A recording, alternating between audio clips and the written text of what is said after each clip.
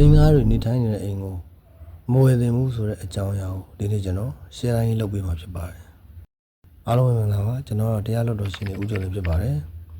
အခုလို online ကနေဥပဒေဘုဒ္ဓတာဘူတွေကိုလေးတွေကိုအများနဲ့တင်ဆက်လျက်ရှိပါတယ်လူချင်းမင်းကဥပဒေကိုလေ့လာလိုက်စားတယ်ဆိုရင်တော့ကျွန်တော်ကို follow လုပ်ထားနိုင်ပါတယ်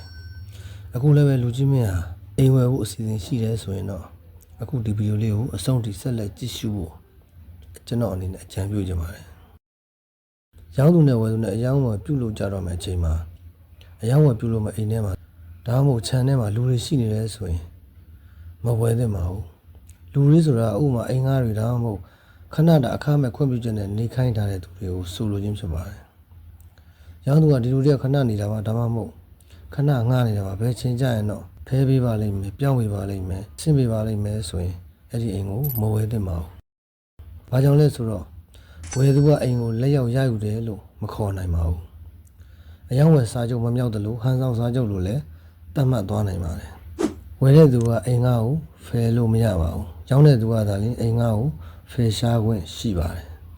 ဒါကြောင့်မိမိဘဝမဲ့အိမ်မှာခြံထဲမှာဒါမှမဟုတ်တိုက်ခန်းမှာလူတွေရှိနေတယ်ဆိုလို့ရှိရင်အဲ့ဒီအိမ်ကိုမဝယ်သင့်ပါဘူး